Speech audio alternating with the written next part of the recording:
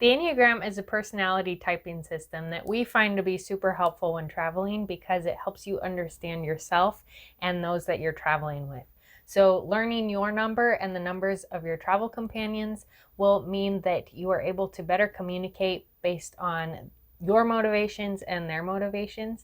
It will also help you in choosing the types of places to travel to because you'll know what is a vacation for you and for your family members. So discovering what gives you refreshment, what gives you peace and allows you to recharge so that you can get back to your normal life feeling refreshed and ready to go again. And the same for your travel companions.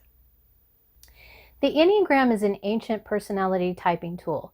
There are 9 types in the system, and the types are in no particular order. They go from 1 to 9 on a circle. Type number 1 is nicknamed the Reformer, the Perfectionist, or the Moralist. Type 2 is nicknamed the Helper, the Caretaker, or the Pleaser. Type number 3 is nicknamed the Achiever, the Motivator, and the Role Model. Type number 4, those get the nicknames Individualist, Romantic, and Artist. Type 5 are called Investigators, Innovator, or Observer. Type 6 are the Loyalists, Guardians, and Doubters. Type 7 are the Enthusiast, the Energizer, and the Generalist. Type 8, the Challenger, Protector, and Provider. And Type 9, the Peacemaker, Comforter, and Reconciler. If you know your Enneagram type, we would love to hear how it affects your travel. Leave us a comment below and tell us how your Enneagram number has affected the way that you experience the world. If you don't know your Enneagram type, well, we have a resource for you. Below, we will link a post on our blog where we talk about all the resources that you need to figure out your Enneagram type. If you're enjoying these Enneagram videos, hit the like button so we know that you're interested in the Enneagram and travel.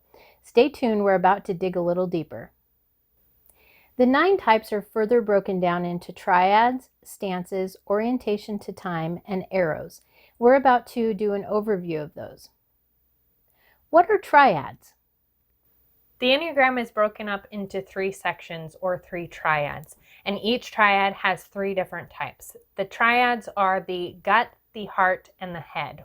The gut being the instinctive, the heart being the feeling, and the head being the thinking. The gut triad has the 8s, 9s, and 1s. The heart triad is the 2s, 3s, and the 4s, and the head triad are the 5s, 6s, and the 7s. The term that is used to describe each of those triads refers to how someone leads with the way that they see the world. So how do the triads affect travel? Can you give me an example? A great example would be pairing a type 2 and a type 8 together. The type 2 coming from the heart triad is more about feeling. So connecting, building relationship, and having the time to build memories together. And the 8 coming from the gut triad or being a doer, they're much more motivated by doing. So they want to accomplish, they want to do things, they want to get out and see as much as possible and accomplish as much as possible in their time of vacation or travel. So putting those 2 together can be clashing because the 2 wants to build the memories and do things together while the 8 wants to accomplish and check the things off the list. So those 2 can have conflict. When you know your number and you know that is how you perceive the world or you approach travel, then you can start to balance that out and have time for connection and the relational side and build in time to check all the things off your travel to-do list. So what are the Enneagram arrows? An arrow in the Enneagram is something that describes a direction that your number goes to in stress or in growth.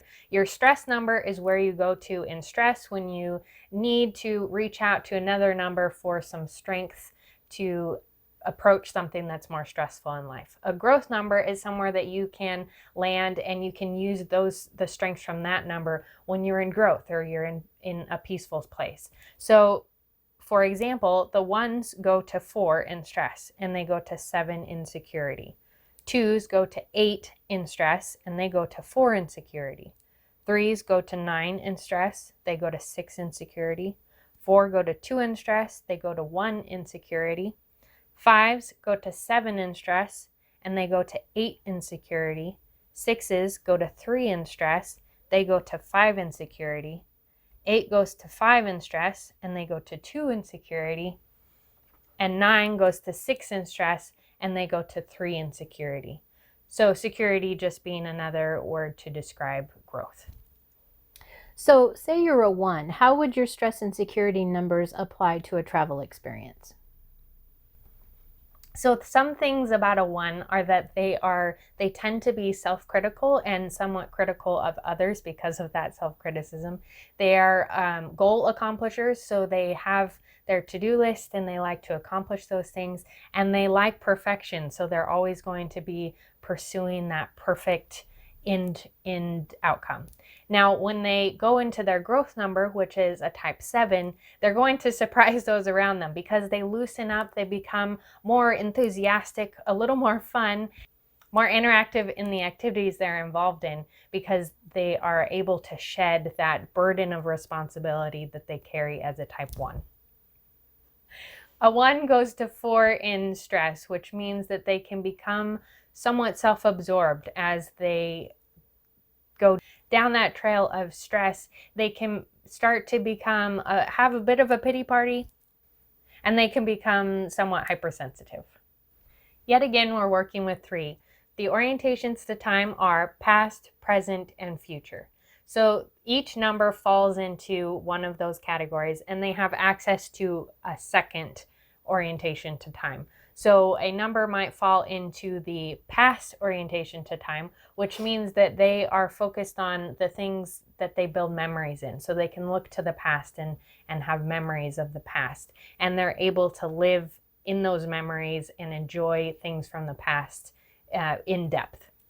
People that are in the present are enjoying the present moment. They are all in, all here in that present moment. And those that are in the future, they're looking to the future. They're looking ahead to what's going to happen, and they're excited to move forward.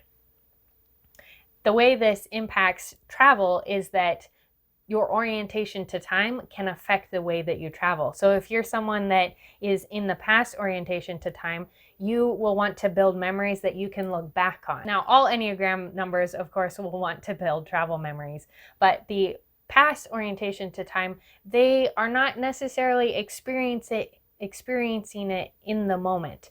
They're experiencing it so that they can experience it later. So it's a little bit complicated to understand if you're not a past orientation to time.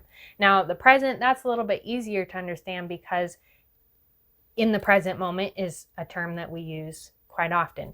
And that is something that you're in that moment, you're experiencing your travel as you're traveling. Now, future, they are great travelers because they're constantly thinking about what's next, what's going to be the next thing. They're planning for the next travel event, they're planning for the next traveling experience. Now, all Enneagram types can be great travelers with practice. Everyone has challenges that we have to overcome. One word of warning: don't try to type someone else.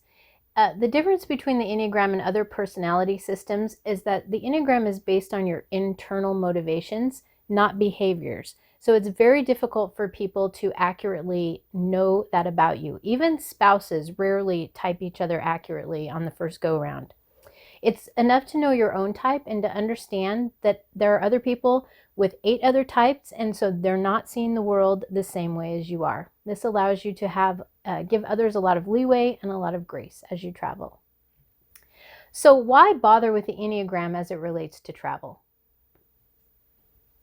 So one of the factors we really enjoy about the Enneagram in relation to travel is that it helps you value lifelong learning, because you can learn about yourself and you can learn how you're motivated to travel and what you get out of travel. You can better plan your vacations and your travel experience.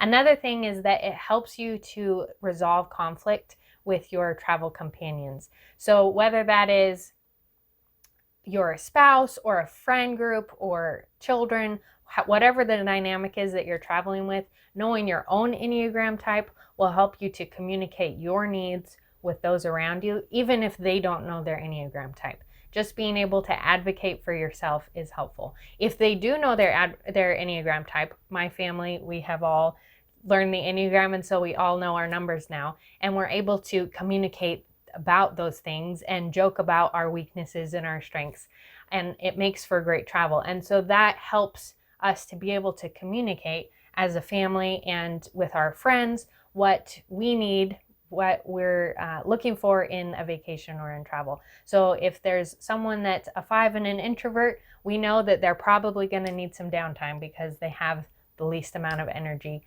and they'll need to recoup and recharge before we can go off and do the 8 to-do list.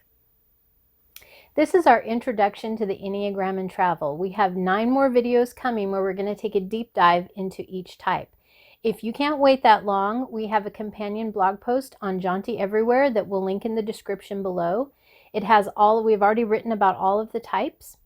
And as a special bonus, we've created an ebook that you can download with all the information in one place to read instead of going to 9 or 10 different blog posts. So thanks for watching today. If you like this video, please give us a thumbs up. And if you would like to be notified of the future Enneagram videos, be sure to hit subscribe. Happy travels!